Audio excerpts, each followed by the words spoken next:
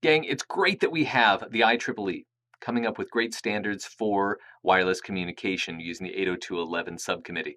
It's great that we have the Wi-Fi Alliance helping to tag, essentially, those particular companies who've made products that comply with the IEEE standards. That's wonderful.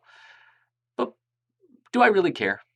I mean, what if I just want to make something up myself? What if I want to come up with my own standard, start pumping that out? Maybe I can do something better. Maybe I can send the signal out farther. Maybe I can encode things differently. Well, I could do that as long as I'm willing to deal with things like there's me, and unfortunately now I'm in jail. Oh, bad news. Or maybe there's me, only now I have paid a huge amount of money in fines for not complying with government regulations. All right. There's regulatory bodies that are there to actually enforce the boundaries of what is legal to do when it comes to wireless.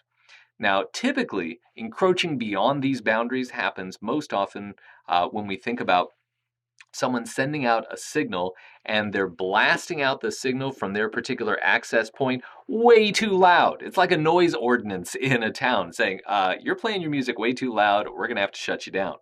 But it's not just the volume of signal or the amplitude that is there, the transmit power and EIRP that's out there, but additionally, specifically, the frequencies. Remember, for example, what do we normally operate? 2.4 and 5 gigahertz.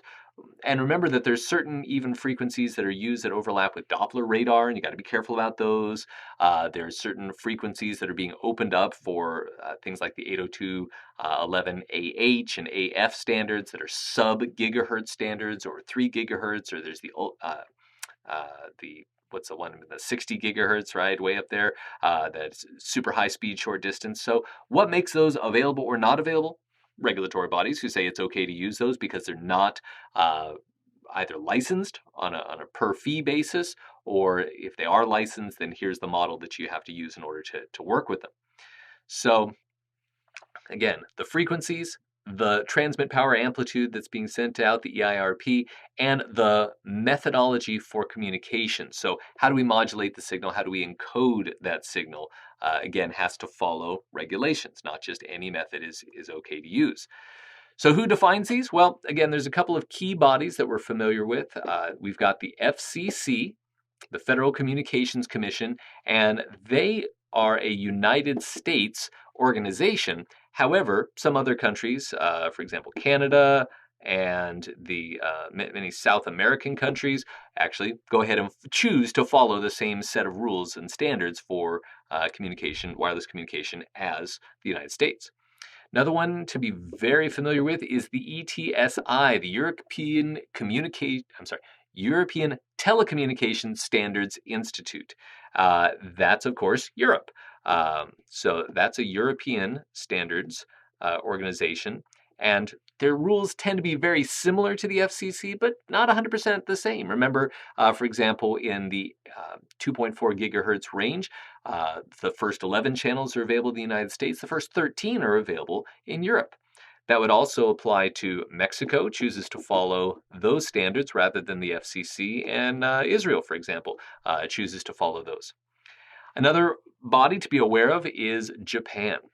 Japan does not follow either of those, but they actually have their own Ministry of Communication, and they set their rules for how they're going to approve or not approve frequencies, amplitudes, EIRP, and modulation and encoding techniques that are appropriate to use in their country. So keep in mind, you grab an access point and you take it over to another country, that may not actually be legal. You might be doing something illegal just by taking that access point that was designed for one country and bringing it into another.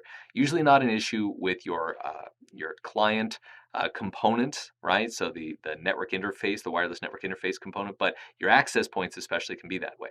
What you actually find is that there are images that are made by Cisco that are proprietary for the country in which they will be used. And that will actually dictate how that particular operating system relates to its hardware and adjusts its frequencies and components appropriately to ensure that it is staying within the regulatory body's rules and regulations. Remember, this is why antennas have to have very specific adapters and things like that for how they connect so that they stay within their EIRP ranges that are appropriate for the country in which they're being used.